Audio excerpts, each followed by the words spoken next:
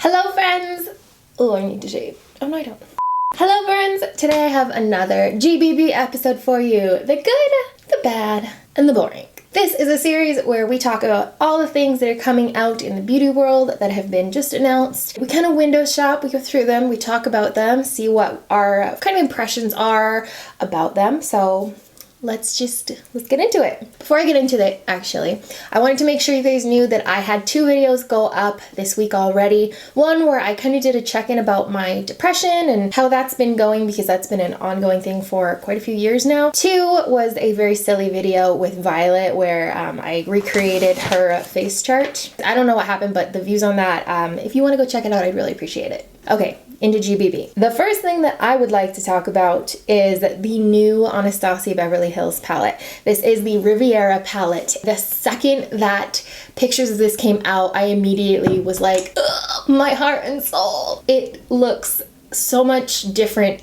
than any other Anastasia palette, at least a lot of the ones that have come out recently. When I think of an Anastasia palette, I think of like pops of color and such. This one is a lot of color, which I think is really cool. The entire top row are shimmery shades and the entire bottom row are matte shades, and they're not just matte shades, they're more like a deeper tone. They're bright, but they're deeper, which I think is really cool. It's kind of got like a sailory theme with the stripes and the colors, and the names of everything is very like getaway, like on the beach, going sailing. I was really into it until I saw Norvina post swatches. Norvina posted true swatches, and I have to tell you that I was definitely like, oh.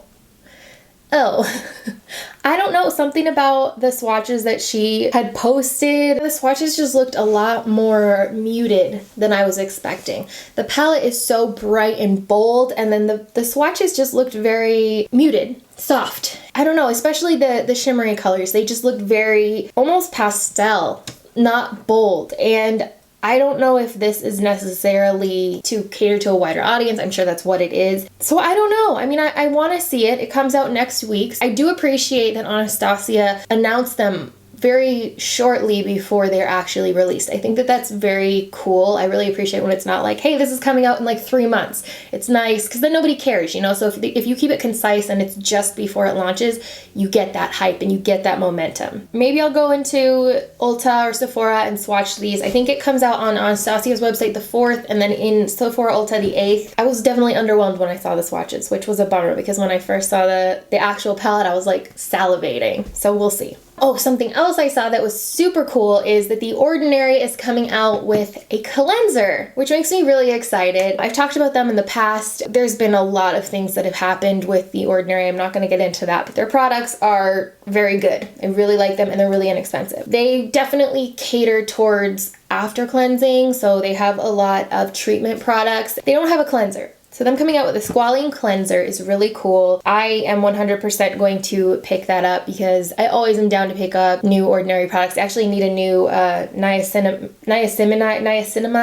I'm totally messing that up, but it's my favorite acne serum. It's really nice. Totally gonna check that out. Anytime they come out with new products, I love trying them out because everything is so good and it's really inexpensive. So always a good thing. I saw Glow Recipes coming out with a new watermelon ultrafine mist.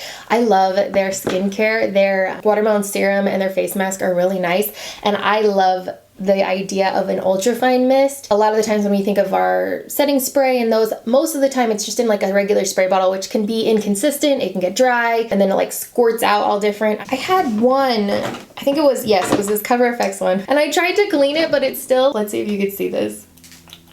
Oh, now it's working. Okay, the other day it was only going out one side and I couldn't get it to stop. So I love that ultrafine mist because then you don't get those wet sprays of droplets of water. That is something I'm like, I want to try that.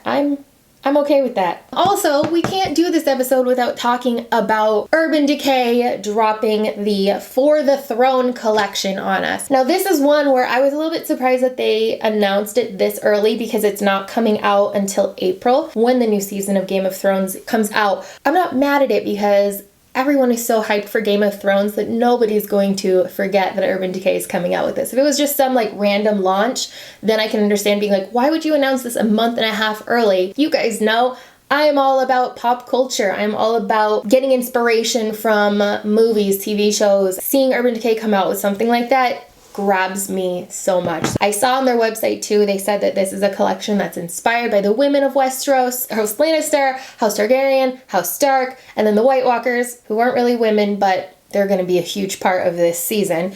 And I'm just for it. The picture that they shared has this nutso blue and oh my gosh.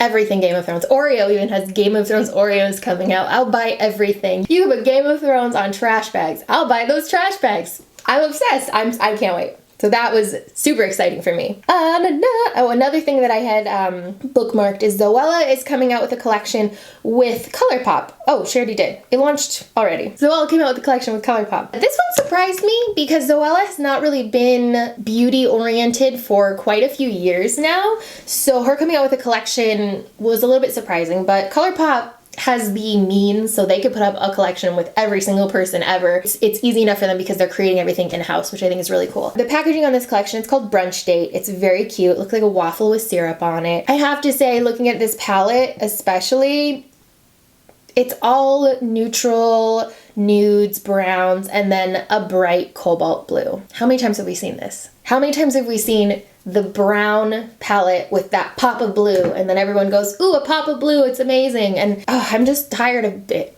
I'm tired of blue being like the scapegoat, and I just Although the packaging is super cute and Zoella is absolutely adorable, that one definitely kind of had me going like, oh, meh. We've seen it. Jeffree Starr and Shane Dawson are coming out with a palette. I do think that that's really cool. I'm glad that they're actually going through with it, because if you saw the Shane Dawson series on Jeffree Starr, they talked about how they might, ooh, what if we did this? And I think that that'll be really cool, because I know that Shane Dawson is documenting all of it, and so they're going to be doing a part 2 of their series, which I'm hoping shows the process of creating a palette, because that would be the most interesting thing to me. Jeffree Starr is not my personal cup of tea, but I did really like the Shane Dawson series on him, so Shane coming out with another series where it really shows the behind the scenes and creating a palette, I think will be incredibly interesting, so I am all for that. Ooh, this was something that I thought was interesting. So Tarte has recently created a sister brand, and the sister brand is called Sugar Rush, and it's meant for the younger market, Gen Z, tweens, early teenagers, that kind of thing. And I think it's kind of cute. The packaging, everything is really cute. It kind of is giving me like, I don't know, like Caboodles vibes, elevated Caboodles, elevated Bonnie Bell. It's cute, and I like that. And these palettes look really cute. They look really fun, and I just think that's a very cool concept that they kind of separated it and made something separate for that. It looks like Too Faced is coming out with the second round of the Tutti Frutti collections. This has a watermelon palette that has eyeshadows and then some blushes. Ooh, and they're magnetic. That's kind of cool. Just more watermelon scented stuff. I think that that's cute. It's not anything that I will purchase. I love the cute packaging and everything, but I feel really Too Faced is, I don't know. I mean, we've talked about Too Faced a little bit in the past, and it just starts to feel like everything is the same. It's just in a different package. Nothing is feeling like completely out of the box. I can't get myself to buy things for packaging anymore. It's not worth it, I need the goods, the inside, the stuff that counts to really matter. And a lot of this stuff that I'm seeing is not making me go, oh my gosh, that's something completely unique. It's just that the packaging is really cool. So that's my thoughts on that. Oh, I thought this was interesting. Speaking of Tarte, we go back to Tarte. Tarte has a new palette coming out called Rainforest of the Sea. If you look at it, it looks like it's got quite a few blue shades here. And this is really funny to me because if you remember last April Fool's Day, Tarte had posted on their stories all these pictures of this completely blue-based palette. It was all blue shades. They did it as an April Fool's joke, and before they announced it was an April Fool's joke, everyone freaked out. So many people were like, oh my god, this is amazing, finally, cool tones, yada yada yada. And Tarte's like, oh, my bad, this is a joke, haha. So now they have this palette that has more blue shades. Tarte is definitely, the neutral with one pop of blue kind of palettes. That's what they usually come out with. And so this one definitely has a couple more than normal. And so I'm wondering, is this inspired by your joke from before? So the last thing I want to talk about is from Milani. Milani has a new collection that's coming out called Hypnotic Lights Festival Collection, and it has eye toppers, which these I have not tried. I've not been able to get my hands on them. They are kind of similar to my Ride or Die buy my Stila Glitter and Glow, which, I mean, I have 2 of them on my face right now. I live, breathe, die. I've spent so much money on those because they are not cheap. But I wear them every single time I put makeup on, so that's me getting my money's worth with them. They have 3 coming out that are more iridescent shades, and they really do remind me of this White Lies collection that Stila came out with, where they're iridescent kind of duochrome shades. They have 3 of them. They have a gold, they have a green, a minty green, and then a purpley shade, lavender shade. They look really pretty. I would love to get my hands on them so that I can compare them to the Stila ones, but I'd love to know the consistency of those. These are $11 each. The Stila ones are $24 each, so that's much cheaper. You can get 3 from Milani for $33, or you can get 1 for $24 from Stila. There's that. But there you go. There is my good, bad, boring to end February with. Let me know anything I may have missed that you're excited about. I want to hear everything from you guys. I always read your comments. I love interacting with you guys. You guys are amazing. So thank you so much for watching. Go check out, I'll have links below. Go check out my 2 videos before this. I'd really appreciate it. Leave a comment. I'll get back to you. And I'll see you next time.